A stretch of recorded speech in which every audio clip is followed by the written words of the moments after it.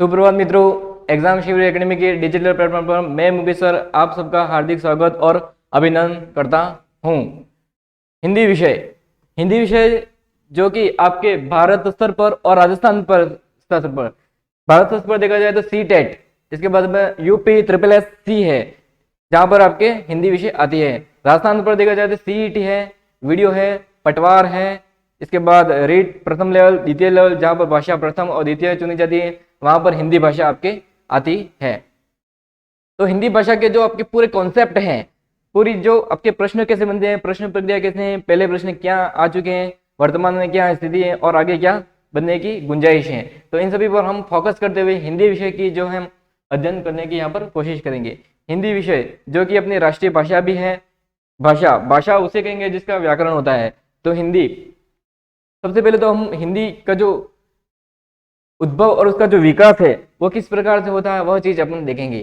तो सबसे पहले तो अपने मोटिवेशन के रूप में मैं अपन कुछ लाइनें यहाँ पर प्रस्तुत करना चाहता हूँ।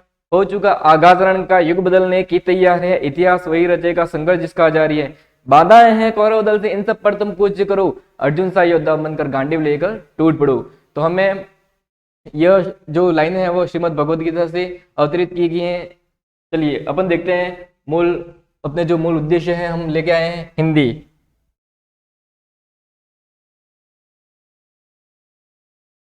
तो हिंदी जो है उसका उद्भव और विकास किस प्रकार से होता है वह चीज अपन समझेंगे यहाँ पे। सबसे पहले तो देखेंगे हिंदी जो है उसका जो विकास है वह वैदिक, मतलब संस्कृत जो थी, वैदिक संस्कृत, वहां से हुआ है। वैदिक संस्कृत आपके दो भागों में बटी, पाली के बाद संस्कृत।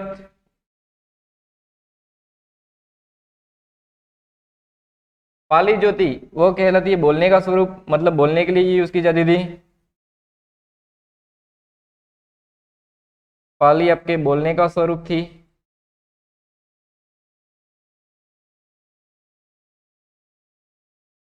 बोलने का स्वरूप। संस्कृत जो थी वह आपके लिखने का स्वरूप थी।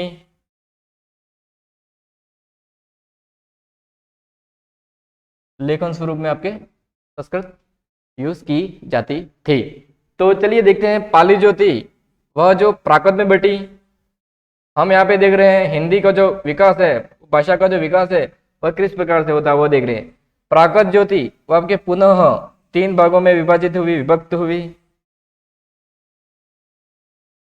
शौरसेनी,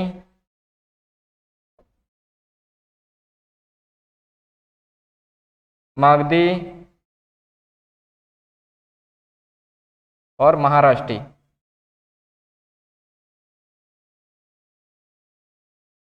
तो यह तीन भागों में आपकी बटी। अब आगे देखेंगे यह जो शौरसेनी जो थी वो आपकी अपभ्रंश में बटी। अपभ्रंश में बटी। अपभ्रंश जो थी वह पुनः आपके देखा जाए तो वह बटी थी आपके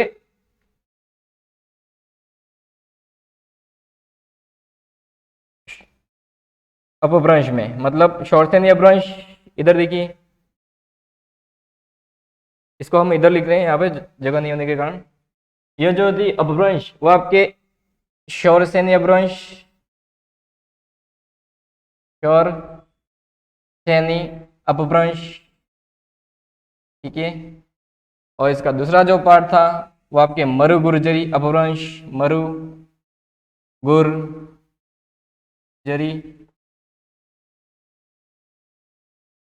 अपभ्रंश, ठीक है ना।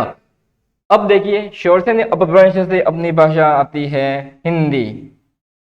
ये रही अपनी हिंदी भाषा जहां पर अपन सीईटी, पटवार हो, वीडियो हो, सी टेट हो, read level 1, read level 2, PSI, lecture first grade हो, आपके सेकंड ग्रेड हो, सभी जगह आपकी हिंदी व्याकरण प्रस्तुत की जाती है। तो यहाँ से आपकी हिंदी का उद्भव हुआ और मरु गुर्जरी अपभ्रंश से आपकी दो भाषाएं विकसित हुई। प्रथम जो थी वह थी अपने मेरा राजस्थानी। और मोदी जी की जन्मस्थली आप देखोगे गुजराती, तो गुजराती भी आपके यहाँ से आई थी।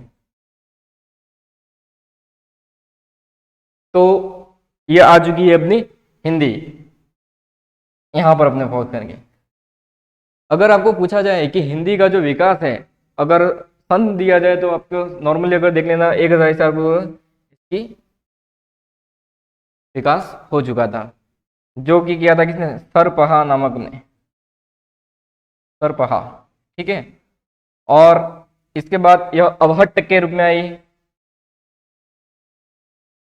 अवहट्ट के रूप में, और इस अवहट्ट का पंडित चंद्रधर्मा शर्मा गुलेरी ने इसका विस्तृत रूप से विस्तार किया था। तो यह है अपने क्या, हिंदी भाषा, हिंदी। तो राजस्थान के संदर्भ में चाहे भारत स्तर पर देखो, आपके प्रश्न किस प्रकार से बनते हैं वह चीज अपने देखेंगे। तो ये होगी अपने पूरा हिंदी भाषा का विकास किस प्रकार से होता है, किस प्रकार से इसका उद्भव हुआ, वह चीज हमने देख ली। अब हिंदी में अपने क्या क्या पाठ्यक्रम रहता है उस चीज को अपने देखने की पूरी कोशिश करेंगे। तो देखिए, आप यदि स्क्रीनशॉट लेना चाहते हैं तो आप स्क्रीनशॉट इसका फटाक से ले लीजिए। चलिए, अब देखिए हिंदी भाषा, हिंदी भाषा को समझने के लिए पहले आप, यदि आप कहीं पर जाना आप चाहते हो तो उसका हम क्या करना चाहिए, उसका ब्यौरा हम देखना पड़ेगा, उसका मैप देखना पड़ेगा। उसी प्रकार से हिंदी भाषा को अगर आपको समझना है तो इस चीज को आपको क्या करना पड़ेगा, इस चीज को यहाँ पे देखेंगे कि हिंदी क्या है, उसका पाठ्यक्रम क्या है, वह चीज। तो देखिए अपन पाठ्यक्रम क्या होता है, पाठ्यक्रम सिलेबस, ठीक है। चलिए सिलेबस अपन देखेंगे हिंदी का। तीन चीजें अपन देखते हैं सामान्यतः हिंदी व्याकरण में। यदि आपको पूछा जाए हिंदी के पाणिनि किसे कहा जाता है, तो हिंदी के पाणिनि कहा जाता है कामता प्रसाद गुरु। मैं यहाँ पे लिख देता हूं, कामता प्रसाद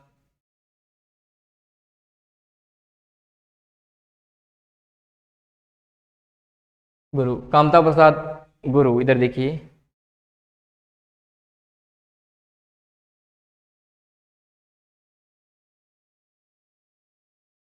कामता प्रसाद, ठीक है ना, कामता प्रसाद गुरु। तो यह चीजें हिंदी के पाणिनि। अब अपने होती हैं तीन चीजें होती है पाठ्यक्रम के अंतर्गत, अपन देखते हैं हिंदी विषय के अंतर्गत हम हिंदी के बारे में पूरी डिटेल चीज करेंगे कि किस प्रकार से प्रश्न आपके आए हैं परीक्षा प्रतियोगिता परीक्षाओं में, अभी वर्तमान में क्या चीजें चल रही हैं और आगे क्या चल सकती हैं। तो यह चीजें अपने देखने की पूरी कोशिश करेंगे। सबसे पहले तो आपका आता है वर्ण, वर्ण अपन देखेंगे, वर्ण देखेंगे। चलिए वर्ण देखते हैं। इसके बाद अपन देखते हैं शब्द,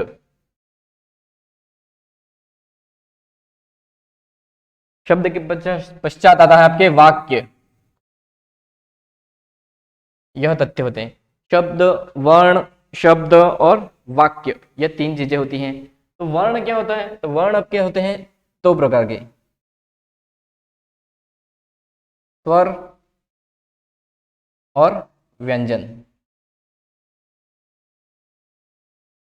स्वर और व्यंजन दो प्रकार के वर्ण होते हैं। सामान्य तौर पर अगर अध्ययन की दृष्टि से अगर आपको पूछा जाता है तो वर्ण होते हैं कितने आपके, 44।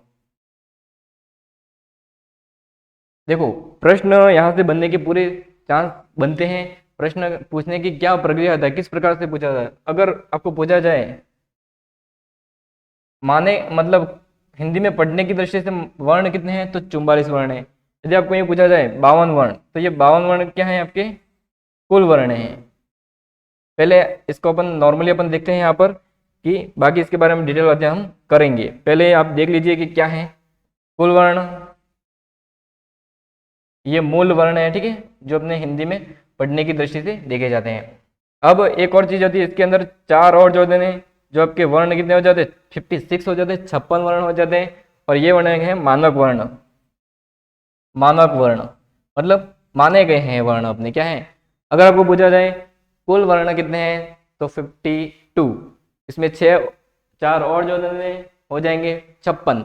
मतलब ये कितने हैं अपने मानक वर्ण हैं, और 44 वर्ण क्या है अपने मूल अध्ययन की दृष्टि से 44 वर्ण हैं। तो ये अभी नॉर्मल अपन चीज देख रहे हैं। स्वर होते हैं आपके 11 स्वर होते हैं, और 33 क्या होते हैं व्यंजन होते हैं। इसके बारे में और गहन अध्ययन अपन करेंगे, लेकिन अभी शब्द के बारे में आगे देखते हैं। शब्द, तो शब्द जो होते हैं वो आपके सामान्यतः शब्द जो होते हैं, सामान्यतः जो शब्द होते हैं, इधर देखिए आप, सामान्यतः जो आपके शब्द होते हैं वो 4 प्रकार के होते हैं। कितने प्रकार के होते हैं? 4 प्रकार के होते हैं। शब्द होते हैं जिसमें आपके सबसे पहला है उत्पत्ति के आधार पर। क्या है? उत्पत्ति के आधार पर। इसके बाद आप देखते हैं व्युत्पत्ति के आधार पर, व्युत्पत्ति के आधार पर, और तीसरा है अर्थ के आधार पर, अर्थ के आधार पर, और चौथा हम देखते हैं विकार के आधार पर। तो ये 4 प्रकार से अपने शब्द होते हैं। क्या होते हैं? शब्द होते हैं।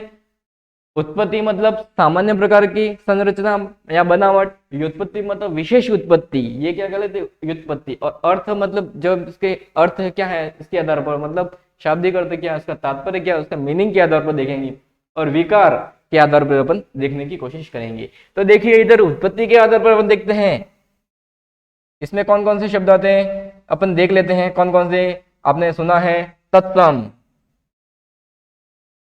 तत्सम, तद्भव, देशज, विदेशी शब्द। इसके पश्चात आपके आता है मिश्रित या संकर।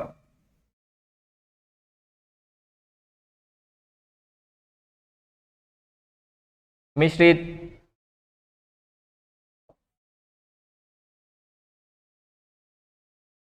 या इसको बोलते हैं संकर। संकर मतलब दोनों वाले, ठीक है। इसमें तत्सम, तद्भव, देशी, विदेशी कुछ भी आ सकता है। देशी भी मिश्रित हो जाते हैं और विदेशी भी हो सकते हैं, वो कहलाते हैं आपके मिश्रित। तत्सम मतलब संस्कृत की, तद्भव मतलब हिंदी के, देशज मतलब अपने देश के आंचलिक भाषा के जो बोले जाने वाले जो शब्द हैं वो कहलाता है देश शब्द।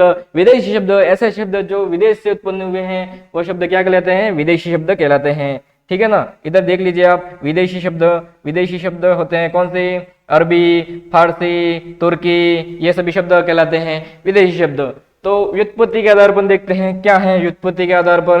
व्युत्पत्ति के आधार पर आपके होते हैं 3 प्रकार के शब्द। व्युत्पत्ति के आधार पर होते हैं 3 प्रकार के शब्द। पहला शब्द है अपना रूढ़ शब्द, दूसरा शब्द होता है योग रूढ़, दूसरा शब्द होता है अपना योग रूढ़, और तीसरा होता है यौगिक। इधर देखिए यौगिक, रूढ़, योग रूढ़।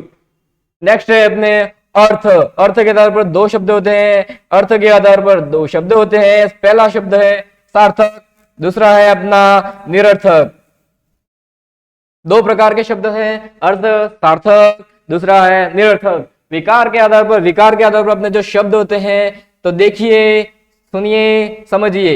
विकार के आधार पर होते हैं, पहला है विकारी शब्द, विकारी शब्द, और द्वितीय होता है अपना अविकारी शब्द। इधर देखिए, समझिए, सोचिए। अविकारी, विकारी। विकारी मतलब पहले तो ये देख लीजिए कि विकार की इकाइयां होती हैं। विकार की इकाइयां होती हैं, विकार की इकाइयां होती हैं लिंग, विकार की इकाइयां होती है लिंग, वचन, काल और कारक। लिंग, वचन, काल और कारक होते हैं। तो देखिए, समझिए और देखिए, लिंग, वचन और काल और कारक के आधार पर जिसे परिवर्तन किया जाता है या नहीं, मतलब इसका क्या है, लिंग और वचन और काल और कारक के आधार पर जिसका हम परिवर्तन कर सकते हैं। क्या है इसमें? परिवर्तन कर सकते हैं। क्या है इसमें? परिवर्तन कर सकते हैं। वे सब क्या कहलाते हैं? आपके विकारी शब्द कहलाते हैं। वे शब्द क्या कहलाते हैं? विकारी शब्द। मतलब लिंग और वचन के आधार पर जिसका परिवर्तन हो सकना संभव हो वो कहलाते हैं आपके विकारी शब्द, और अविकारी होते हैं जिसका लिंग और वचन और काल और कारक के आधार पर किसी भी प्रकार से उसको परिवर्तन में आप नहीं ला सकते, वही चीज आपके कहलाती है अविकारी शब्द। तो विकारी शब्द होते कौन से हैं? इधर देखिए और समझिए। विकारी शब्द अपने होते हैं, पहला है मेरे पास, देखिए और समझिए, संज्ञा। संज्ञा द्वितीय है अपना सर्वनाम, संज्ञा, सर्वनाम, विशेषण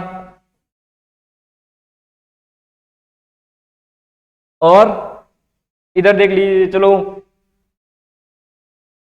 विशेषण, और अंतिम है अपना, इधर हमें लिख देता हूं क्रिया। तो ये चार चीजें होती हैं जो विकारी शब्द के नाम से जानी जाती है, संज्ञा, सर्वनाम, विशेषण और क्रिया। अविकारी, अविकारी अपन इधर देख लेते हैं, अविकारी कौन से होते हैं, तो देख लीजिए अविकारी होते हैं आपके, इसमें पहला आता है क्रिया विशेषण, क्रिया। चलिए एक काम कर लीजिए, दूसरी स्लाइड पर अपन देख लेते हैं, आप चाहो तो इसका नॉर्मली आप स्क्रीनशॉट ले सकते हो। तो देखिए तीसरी स्लाइड,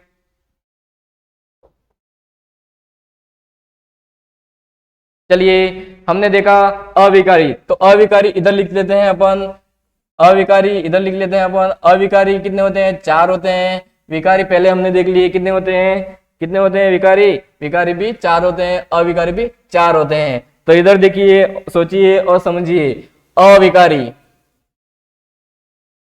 अविकारी कितने होते हैं, अविकारी होते हैं चार। पहला है क्रिया विशेषण,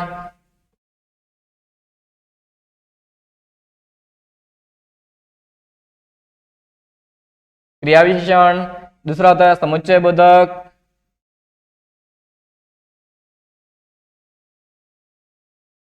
जल्दी से देख लीजिए, समुच्चय बोधक, संबंध बोधक, संबंध बोधक, विस्मयादि बोधक,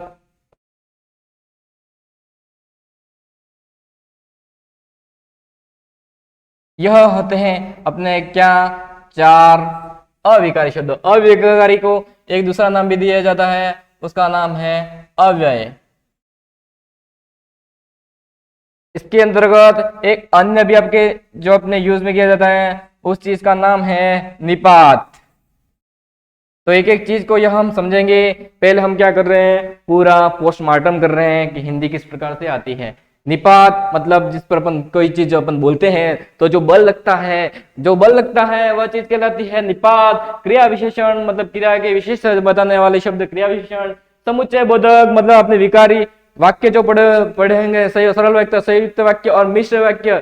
सरल वाक्य को छोड़कर जो आपके संयुक्त वाक्य और मिश्र वाक्य योजक जो काम आते हैं वो चीजें आपके होती है किसमें, समुच्चय में। संबंध बोधक जो आपके जो दो संज्ञा और सर्वनाम को जोड़ने का जो काम करती है, संज्ञा और सर्वनाम को जो जोड़ने का काम करते हैं वह कहलाते हैं संबंध बोधक। विस्मयादि बोधक, विस्मय बोधक मतलब जो हमें किसी चीज को मतलब आश्चर्य की अनुभूति होती है वह चीज कहलाती है विस्मयादि बोधक। वह चीज क्या कहलाती है, विस्मयादि बोधक। तो ये होते हैं आपके अविकारी शब्द। चलिए हम आगे बढ़ते हैं। आगे बढ़ने पर हमने देखा था ध्वनि, शब्द और वाक्य। वाक्य के अंदर हम देखते हैं तो वाक्य क्या है, तो वाक्य हमने देखेंगे सरल वाक्य, संयुक्त वाक्य और मिश्र वाक्य। वाक्य के अंदर हम ये तीन चीजें देखेंगे, सरल वाक्य, संयुक्त वाक्य और मिश्र वाक्य। अब नेक्स्ट अपन देखते हैं शब्द संरचना की इकाइयां भी आपको पढ़नी होगी कक्षा के अंदर। शब्द संरचना की इकाइयां जो आपके बहुत महत्वपूर्ण भूमिका निभाते हैं। शब्द संरचना की इकाइयां कौन सी होती हैं, तो देखिए, सोचिए, समझिए। देखते हैं अपन शब्द संरचना की इकाइयां। शब्द संरचना की इकाइयां अपन देखते हैं। शब्द संरचना की इकाइयों के अंतर्गत अपन देखते हैं सबसे महत्वपूर्ण पॉइंट संधि। संधि अगर आपको अच्छे से आती है तो इसमें बहुत सारी चीजें आपके क्या होती है, क्लियर हो जाती हैं, चाहे वो पर्यायवाची हो, विलोम हो, इसके बाद शब्द शुद्धि हो, इसके बाद है आपके वाक्यांश के लिए एक शब्द हो। सभी चीजें संधि पढ़ने के मतलब हिंदी में जो संधि है वो आपके एक महत्वपूर्ण भूमिका अदा करती है। संधि, समास, द्वितीय अपनी संरचना जो होती है, शब्द संरचना की जो इकाई होती है उस इकाई का नाम है, उस तथ्य का नाम है समास। समास के बाद अपन देखते हैं उपसर्ग। उपसर्ग मतलब पहले जुड़ते हैं उसको बोलते हैं उपसर्ग। द्वितीय है अपने लास्ट है, लास्ट पॉइंट मेरे पास मिलता है, उस पॉइंट का नाम है प्रत्यय। तो देखिए, सोचिए, समझिए, ये शब्द संरचना की क्या है, मेरे पास इकाई मिल चुकी है। शब्द संरचना की इकाइयां हैं संधि, समास, उपसर्ग और प्रत्यय। चलिए और आगे के क्रम में अपन देखते हैं कि हिंदी में क्या और चीजें अपन देखने को मिलती हैं। तो हिंदी में और चीजें अपन देखते हैं, हम बहुत सारी चीजें अपन क्या करते हैं, गलत करते हैं। उस गलत चीज करने का नाम है विराम चिन्ह। विराम चिन्ह भी हम क्या करते हैं, कक्षा में गलत करते रहते हैं। तो इस विराम चिन्ह को अपन देखेंगे। इसके बाद अपन देखेंगे शब्द शक्तियां भी देखने की कोशिश करेंगे, जो आपके क्वेश्चन आते रहते हैं। शब्द शक्तियां देख ली। इसके बाद अपठित बोध भी होता है आपके, अपठित बोध। इसके अलावा आपने पहले देखा था सार्थक शब्द होते हैं और निरर्थक शब्द होते हैं। सार्थक शब्द में आपको देखेंगे जो इसके अर्थ निकलते हैं वो शब्द आपके क्या होते हैं, सार्थक शब्द कहलाते हैं। और निरर्थक शब्द में आपके आते हैं और चीजें क्या क्या अपन देखेंगे, जो आपके कुछ चीजें उसमें समझने के लिए होती हैं और कुछ चीजें उसको रट्टा मारने के लिए भी होती हैं। कुछ चीजें समझने के लिए होती हैं, कुछ चीजें आपको रट्टा भी मारनी होती हैं। तो चलिए देखते हैं अपन क्या चीज है। स्लाइड नंबर 4 में देखते हैं उस चीजों को जो आपके आती रहती है। देखते हैं अपन समानार्थक शब्द। इधर देखिए, समानार्थक शब्द होते हैं आपके, होते हैं पहला नंबर समानार्थक शब्द, मतलब समान अर्थ देने वाले शब्द क्या कहते थे, समानार्थक शब्द, जिसको क्या कहते हैं, एकार्थक शब्द भी बोलते हैं। एकार्थक शब्द। इसके बाद और भी चीजें होती हैं, विलोम होते हैं और होते हैं मेरे पास पर्यायवाची होते हैं, पर्यायवाची होते हैं। चौथा मेरे पास अगर मिलता है तो विलोम। इसके बाद है एक वाक्यांश के लिए एक शब्द होते हैं, वाक्यांश के लिए क्या होते हैं, एक शब्द होते हैं। वाक्यांश के लिए एक शब्द, वाक्यांश के लिए एक शब्द।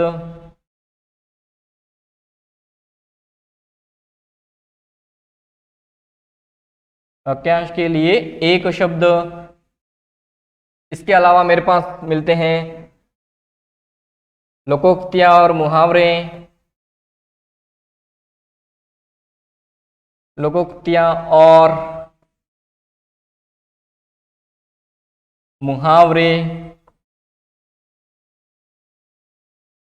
छठी चीज अपन देखना चाहें तो होती है आपकी वाक्य शुद्धि,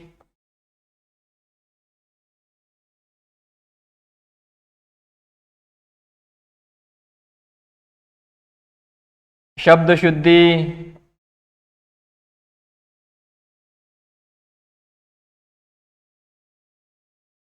इसके अलावा आठवीं चीज होती है आपकी, चलिए तो ये कुछ मेन चीजें होती हैं जो आपको निरर्थक शब्दों में देखने मिलती हैं। और अगर यहाँ पे एकार्थक शब्द मतलब विपरीतार्थक शब्द हैं आपके, विपरीतार्थक शब्द। चलिए तो ये हो गए आपके सार्थक, मतलब जो अपने लगते हैं शब्द, सार्थक और निरर्थक शब्द। तो ये होता है अपना पूरा चीजें। एक बार वापस देख लीजिए, पहली कक्षा में आपने देखा हिंदी का जो विकास होता है वो किस प्रकार से हुआ। वैदिक संस्कृत आई, ठीक है, पाली, फिर संस्कृत आई, फिर प्राकृत, ये शोषणी मागधी, मतलब ये हिंदी यहाँ पे आ चुकी थी। हिंदी के बाद हमने दूसरी स्लाइड देखी, क्या देखी उस दूसरी स्लाइड में, पाठ्यक्रम के बारे में बात की थी। पाठ्यक्रम ने क्या बात की, वर्ण के बारे में चर्चा की, इसके बारे में हमने शब्द के बारे में चर्चा की और वाक्य। वर्ण में हमने देखा कि 11 स्वर होते हैं, व्यंजन 33 होते हैं, 44 मूल होते हैं, 52 क्या होते हैं आपके कुल होते हैं, 56 क्या होते हैं मानक होते हैं, 56 क्या होते हैं मानक होते हैं। आप रट लीजिए, आप समझ लीजिए क्या होते हैं ये चीजें अपन, और इसके बारे में पूरा व्याख्या के साथ अपन देखेंगे किस प्रकार से प्रश्न आते हैं वर्ण विचार में, वह सभी चीजें देखेंगे। शब्द में होते हैं उत्पत्ति के आधार पर, व्युत्पत्ति के आधार पर, अर्थ के आधार पर, विकार, अविकारी, विकारी, लिंग वचन काल और कार विकार की क्या है, ये इकाइयां हैं। ये विकारी की क्या है, इकाइयां कही जाती हैं, लिंग वचन काल और कारक। इसके बाद हमने देखा स्लाइड नंबर 3 में देखा अविकारी शब्द कौन से होते हैं, इसके बाद शब्द संरचना की कौन कौन सी इकाइयां होती हैं, मेरे पास संधि है, समास है, उपसर्ग है, प्रत्यय है। इसके अलावा हमने वाक्य में देखा सरल वाक्य, संयुक्त वाक्य, मिश्र वाक्य, इसके बाद हमने देखा विराम चिन्ह, शब्द शक्तियां, अपठित बोध इत्यादि चीजें हिंदी में देखने को आपको मिलेगी। और चौथी स्लाइड में हमने लास्ट के देखा समानार्थक शब्द, विलोम शब्द, पर्यायवाची शब्द, वाक्यांश के लिए एक शब्द, लोकोक्ति और मुहावरे, वाक्य शुद्धि, शब्द शुद्धि, इसके बाद विपरीतार्थक शब्द, यह सब चीजें आती हैं। और भी चीजें यहाँ पर देखने को आपको मिलेगी, 9th नंबर 10th नंबर सभी चीजें आपको देखने को मिल सकती हैं आगे। तो चलिए अपना सबसे पहला टॉपिक शुरू करते हैं।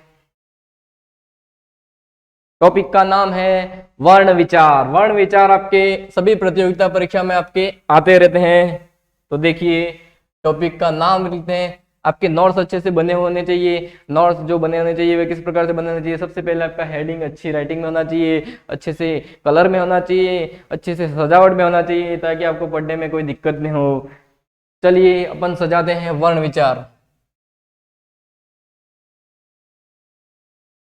कक्षा का नाम है वर्ण विचार। वर्ण विचार पर हम चर्चा, परिचर्चा, अध्ययन, संप्रत्य, अवधारणा, कॉन्सेप्ट सब चीजें देखेंगे। वर्ण विचार में क्या है, किस प्रकार से आपके प्रश्न आ रहे हैं, क्या है पूरा कॉन्सेप्ट, किस चीज से अपना महत्वपूर्ण भूमिका अदा करनी है। वर्ण विचार में दो चीजें होती हैं। चलिए वर्ण विचार में दो चीजें होती हैं। प्रथम चीज क्या होती है, उस चीज का नाम है मेरे पास स्वर। द्वितीय चीज मेरे पास मिलती है, उस चीज का नाम है भैया व्यंजन। तो चलिए सबसे पहले इन चीजों को समझने के लिए एक चीज आपके पास होनी चाहिए। वह चीज क्या होनी चाहिए कि सबसे, अगर भाषा की सबसे लघुत्तम इकाई अगर आपको पूछा जाए, चलिए सबसे पहले उन तथ्यों को अपन देख लेते हैं। वर्ण विचार को पढ़ने से पूर्व कुछ चीजें जो होती हैं आपको समझनी होगी, उस चीजों का क्या करना होगा, आपको समझनी होगी। तो वह चीज है आपके भाषा की लघुत्तम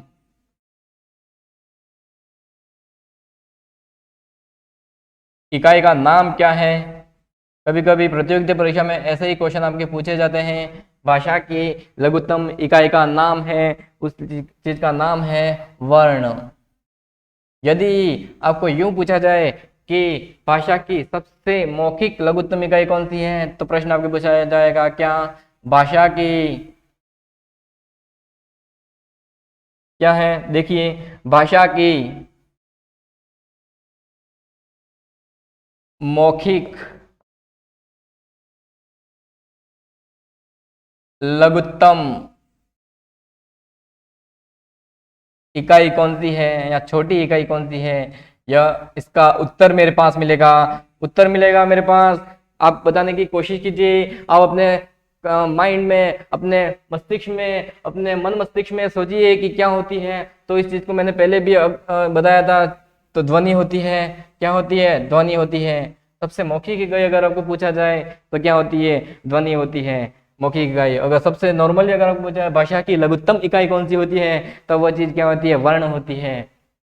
और आगे बढ़ते हैं, भाषा की उच्चारण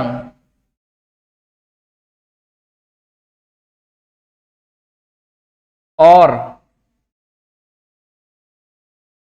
श्रवणीयता के आधार पर लघुत्तम इकाई कौन सी है, तो उस चीज का नाम है मेरे पास अक्षर। इसके बाद अगर कोई भाषा की लघुत्तम इकाई आती है, उसके बाद जो आती है अक्षर के बाद, अगर अक्षर के पश्चात, अक्षर के पश्चात आने वाली इकाई है शब्द। क्या है वह चीज, शब्द होती है, शब्द होती है। तो देखिए क्या होती है, शब्द होती है। इधर देखिए क्या होती है, शब्द होती है। क्या होती है, शब्द। नेक्स्ट आगे बढ़ते हैं। अगर आपको ये पूछा जाए भाषा की सबसे बड़ी इकाई, बड़ी इकाई का नाम है, सबसे बड़ी इकाई कौन सी है भाषा की, उस चीज का नाम है वाक्य। तो यह तथ्य हमें पता होना चाहिए। एक बार पुनः देख लीजिए, भाषा की लघुत्तम इकाई कौन सी है, तो वर्ण है। भाषा की मौखिक लघुत्तम इकाई आपको यदि आपको पूछ लिया जाए तो क्या है, आपके ध्वनि है। क्या है, ध्वनि है। भाषा के उच्चारण और श्रवणता के आधार पर देखा जाए तो कौन सी इकाई आती है, आपके अक्षर आती है। अक्षर के पश्चात आने वाली इकाइयां अगर आपको पूछा जाए तो उस चीज का नाम है शब्द। शब्द के बाद आपकी लास्ट अंततोगत्वा आती है आपके वाक्य। एक एक कॉन्सेप्ट को पढ़ते हुए अपन चीज समझेंगे। तो चलिए नेक्स्ट अपनी कक्षा को देखते हैं क्या है।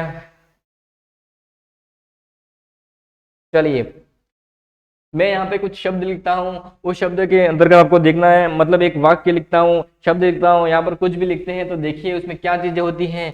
जैसे कि मैंने लिख दिया मोहन घर जाता है। थोड़ा सा इस चीज को आप देख लीजिए, थोड़ा सा इस चीज को आपको देखना पड़ेगा। इसके पश्चात ही अपन वर्ण विचार को शुरू करने की पूरी कोशिश करेंगे। यह मैंने क्या लिखा है, यह मैंने लिखा है वाक्य।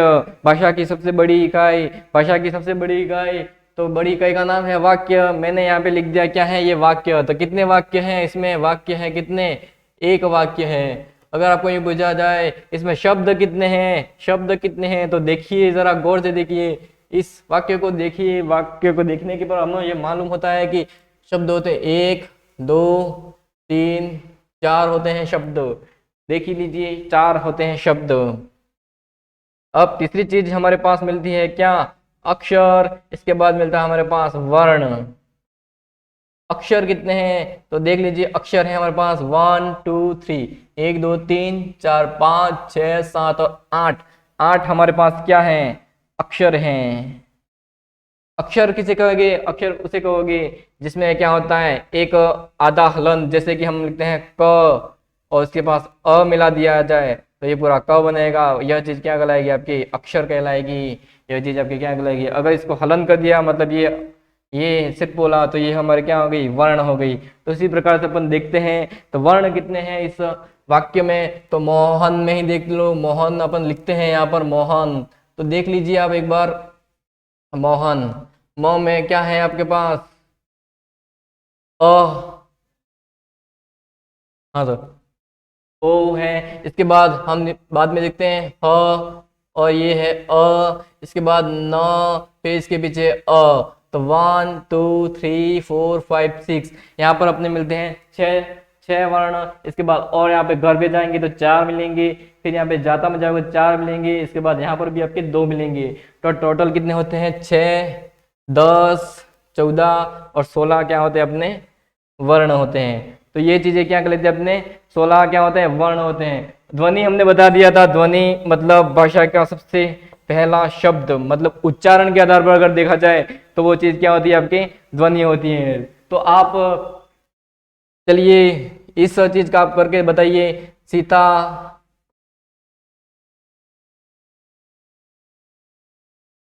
सीता भोजन बनाती है, सीता भोजन बनाती है। इस वाक्य का हमको क्या करना है, पोस्टमार्टम करना है। तो बता दीजिए इसका, आप कमेंट में करके इसका आप पूरी व्याख्या मुझे बताइएगा। सीता भोजन बनाती है, क्या बनाती है, सीता भोजन बनाती है। एक और वाक्य लिख लीजिए और दोनों का उत्तर आपको बताना है कमेंट के अंतर्गत। लिखिए, रमा चाय पीती है, रमा चाय पीती है। तो यह वाक्य है और 2 शब्द दे रहा हूं मैं, उस 2 शब्दों में मुझे बताना है क्या है वर्ण, क्या है शब्द, क्या है अक्षर। लिख रहा हूं मैं यहाँ पे ज्योत्सना, और एक शब्द और लिख रहा हूं पूर्वो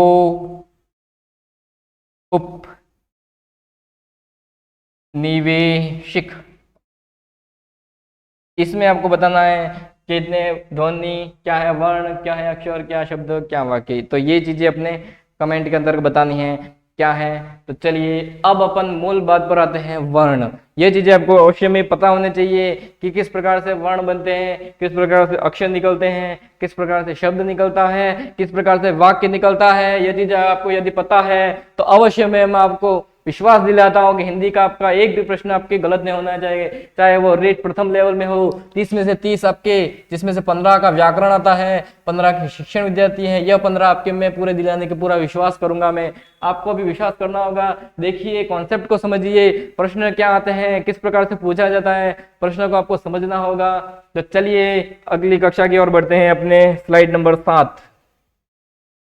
इसके अंदर अपन देख रहे थे, बात कर रहे थे वर्ण विचार के बारे में। वर्ण विचार हमने देख लिया था, प्रथम कक्षा में हमने देखा था कि इधर स्वर होता है, दूसरी में हमने देखा था कि व्यंजन होता है। तो चलिए एक बार पुनः लिख लेते हैं, वर्ण होता है, क्या होता है, वर्ण होता है, वर्ण होते हैं, वर्ण, वर्ण विचार होता है, क्या होता है, वर्ण क्या होता है, वर्ण विचार करना है, वर्ण, वर्णमाला ज्ञान करना है, हमको क्या करना है, वर्णमाला ज्ञान परीक्षण करना है, वर्णमाला ज्ञान परीक्षण करना है। छोटी छोटी कक्षा में हमने पढ़ा था अ आ ई उ ऐसे पढ़ा था, लेकिन हम इस चीजों को हम समझेंगे कि ये सब अ आ ई क्या है, वर्ण विचार करेंगे, वर्णमाला ज्ञान परीक्षण करेंगे, क्या करेंगे, वर्णमाला ज्ञान परीक्षण करेंगे। वर्ण विचार के अंदर अपन देखते हैं क्या होता है, स्वर होता है हमारे पास, क्या होता है, स्वर होता है, स्वर होता है, 11 स्वर होता है मेरे पास। 11 स्वर के बाद व्यंजन होता है, व्यंजन क्या होता है, तो व्यंजन 33 होता है। नॉर्मली मूल रूप से अध्ययन की पद्धति के आधार पर अगर देखा जाए, अध्ययन की पद्धति के आधार पर अगर देखा जाए तो व्यंजन 33 होते हैं। मैंने पूर्व की कक्षा में भी ये बता दिया था कि यह अध्ययन की पद्धति पर अपन देख रहे हैं, लेकिन इतना काफी नहीं है। परीक्षा के अंदर दृष्टि से अगर देखा जाए, परीक्षा की दृष्टि से अगर देखा जाए तो क्या होता है, तो देखिए पहले भी हमने बता दिया कि 52 होते हैं वर्ण, 56 होते हैं वर्ण। ये क्या होता है 52, ये क्या होता है 56। तो 52 होता है क्या, कुल वर्ण होते हैं हमारे पास, क्या होते हैं, कुल वर्ण होते हैं, कुल होते हैं। ये हमारे पास क्या है, मानक होते हैं। मानक मतलब ये क्या है, माने गए हैं। कुल मतलब ये कुल है, इसका क्या है, ये टोटल है। ये हमारे क्या है, कुल, ये 44 44 क्या है, अध्ययन की पद्धति से है। ये क्या है, अध्ययन की पद्धति से, मतलब सामान्यतः अगर आपको पूछा जाए कि वर्ण कितने हैं तो 44 हैं। अध्ययन की पद्धति, अध्ययन की पद्धति के आधार पर, अध्ययन की पद्धति के आधार पर 44 वर्ण होते हैं। 52 हमारे पास कुल है, 56 हमारे पास मानक है। लेकिन क्यों है, कैसे है, वो चीज देखेंगे। तो 11 स्वर होते हैं, आपको पता है। 44 क्या होते हैं, ये आपके व्यंजन होते हैं, पता है। लेकिन ये 52 किस प्रकार से है, ये तो देख लीजिए। यहाँ पर टोटल थे हमारे पास 44।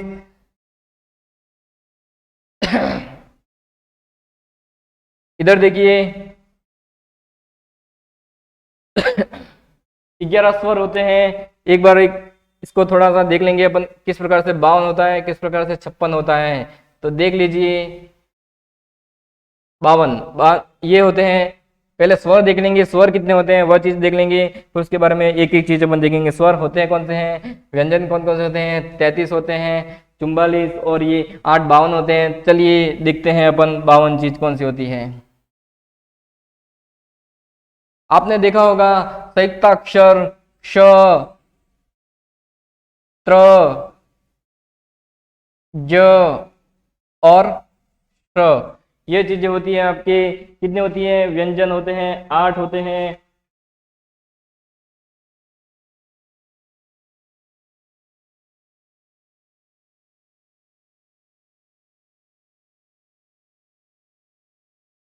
चलिए ये होते हैं संयुक्ताक्षर, संयुक्ताक्षर होते हैं 4। क्या होते हैं, संयुक्ताक्षर होते हैं 4, संयुक्ताक्षर होते हैं 4। ये 44 थे हमारे पास। वर्ण 52 किस प्रकार से हुई वो चीज अपन देख लेंगे। श, इसमें 3 चीजें लिखी हुई हैं। इसमें क्या हुआ है, 3 चीजें लिखी हुई हैं। क्या लिखा हुआ है, 3 चीजें। इसमें भी 3 चीजें लिखी हुई हैं, इसमें भी 3 चीजें लिखी हुई हैं, इसमें भी 3 चीजें लिखी हुई हैं। ये संयुक्ताक्षर वर्ण कहलाते हैं, ये संयुक्ताक्षर वर्ण कहलाते हैं। अब अपन देखते हैं, एक चीज आती है आपके ताड़न जात। क्या होते हैं, ताड़न जात। यहाँ इसको और अगर चीज बोल ले, उत्क्षिप्त वर्ण भी इसको बोलते हैं, उत्क्षिप्त वर्ण बोलते हैं इसको। क्या बोलते हैं? उत्क्षिप्त, मतलब फेंका हुआ वर्ण इसको बोलते हैं, फेंका हुआ वर्ण इसको बोलते हैं, फेंका हुआ वर्ण। फेंका हुआ वर्ण है अपने पास ऋड, ऋड, ये दो हुए, इड और ऋड।